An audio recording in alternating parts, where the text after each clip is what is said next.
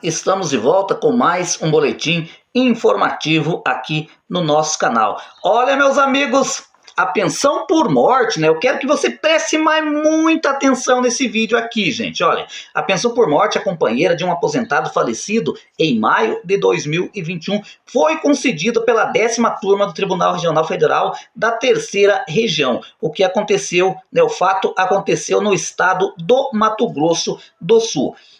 O caso, né, que começou lá em 2021, uma mulher requereu junto ao INSS o benefício da pensão por morte. De acordo com a publicação do TRF3, ela argumentou dependência econômica do companheiro que era aposentado por invalidez. Porém, como após 90 dias a autarquia não havia decidido sobre o pedido administrativo, a autora acionou o judiciário. Já pensou, gente? De repente morre, né, o seu companheiro, a pessoa entra com o pedido do benefício no INSS, transcorreu exatamente 90 dias, né? O INSS não tomou atitude nenhuma, foi empurrando com a barriga essa questão, né? A mulher, como não é boba, não é nada, ela procurou os seus direitos na esfera judicial, que a gente sempre aconselha, né? Quem acompanha o nosso canal, né? Se vê que o INSS não vai resolver a sua pendência, procure a justiça, né?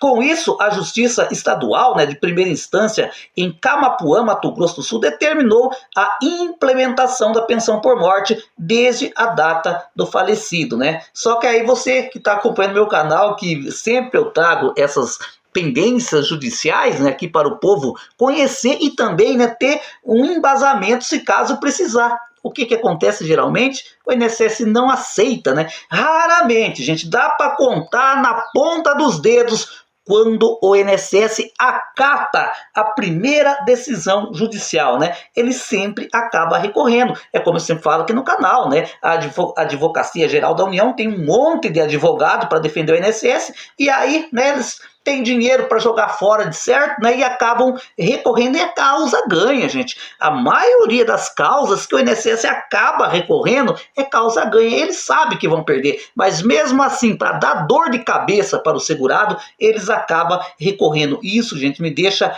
Olha, melhor eu nem falar o que eu penso sobre essa questão, né? Após a implementação da pensão por morte na justiça, né, o INSS recorreu ao TRF3, como já falei, o argumento de que a companheira não comprovou viver em união estável com o falecido à época do óbito. Porém, ao fazer uma análise mais complexa, o desembargador federal Sérgio Nascimento, relator do processo, comprovou que dados do Cadastro Nacional de Informações Sociais, né, o CNIS, confirmava que o segurado era titular da aposentadoria por invalidez, ou seja, que o homem recebia mesmo o benefício, né? Segundo Nascimento, né, a certidão de casamento religioso de 1970, fotos do casal e a existência de 4 filhos em comum revelam a ocorrência de um relacionamento estável com o propósito de constituir família, né? Com a conclusão do caso, a 10ª turma negou por unanimidade o movimento do INSS e manteve a concessão da pensão por morte a partir do dia 27/5/2021, ou seja, desde quando ela deu entrada no INSS, né? O juiz, né, o TRF3 obrigou, né, o INSS pagar todos os retroativos, digamos assim, e implantar essa aposentadoria, né, por essa pensão por morte, digamos assim. Gente, aqui, né, o caso é bem claro, era uma união estável, apenas com um casamento religioso e não no civil. Por isso que eu falo, né, a importância, gente, tá casado, o marido tá recebendo uma aposentadoria, o marido tá trabalhando de carteira assinada, gente.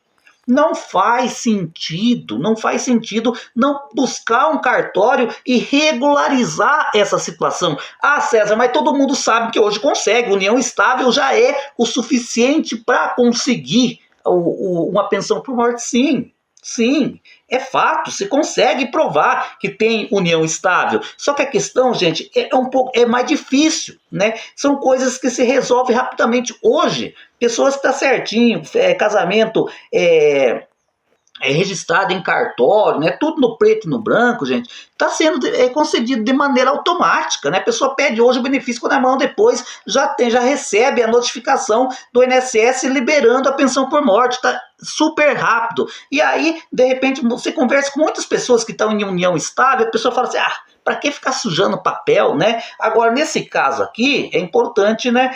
O INSS poderia ter averiguado como a justiça fez, né? A justiça teve acesso, por exemplo, ao certidão de casamento na igreja. É uma prova, né? 4 filhos em comum é uma prova. Fotos em redes sociais é uma prova de união estável. Ou seja, acertou a justiça nesse caso. Mas o que eu quero dizer, meus amigos e minhas amigas, se você hoje está vivendo em união estável, mas ainda não tem uma certidão de casamento, não casou legalmente, procure regularizar a sua situação para evitar futuras dor de cabeça lá na frente. Eu tenho percebido muito isso hoje em dia, por parte, às vezes, de beneficiários do BPC, né, que arrumam uma companheira, mas por medo, às vezes, companheira ou companheiro, mas por medo, né, de ter o seu benefício suspenso para o INSS, acaba não regularizando a situação, né? É bastante complicado isso, gente, por isso que eu peço, né,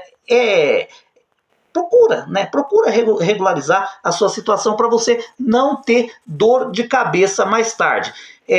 Também as pessoas, já que eu estou falando sobre essa questão da pensão por morte, né, principalmente de união estável, mas sem a documentação propriamente dita, algumas coisas, né, que é fácil de provar. Por exemplo, se você então não quer casar, né, mas vamos imaginar, pode abrir uma conta bancária no nome dos dois, pode colocar a conta de energia elétrica no nome dos dois, conta de água, né, fotos em redes sociais, isso nem se discute, né, porque todo mundo tem, querendo ou não, quem tem uma união estável, né, mas não registrada em cartório, tem lá suas fotos nas redes sociais. O porquê, gente?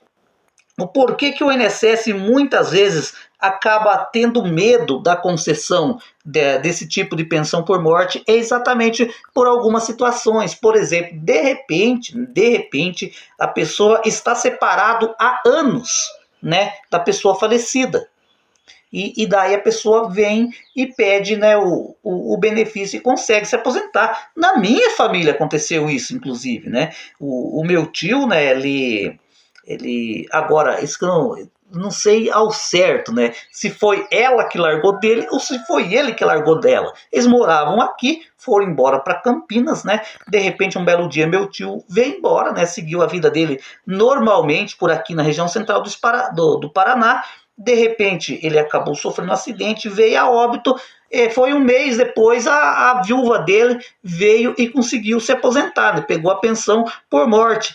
Detalhe, eu acho que já fazia uns 20 e poucos anos que estavam separados e conseguiu receber o benefício, né? É exatamente por tipo de situação como essa que às vezes o INSS fica com o pé atrás para conceder o benefício quando não tem a certidão de casamento oficial. Mas, né, nesse caso especificamente que nós trouxemos a informação aqui, era bem claro, né? Se o INSS tem dúvida, por que não investiga? Manda uma pessoa investigar. Chega em qualquer lugar, olha, escuta aqui, ó. Você conhece o Joãozinho?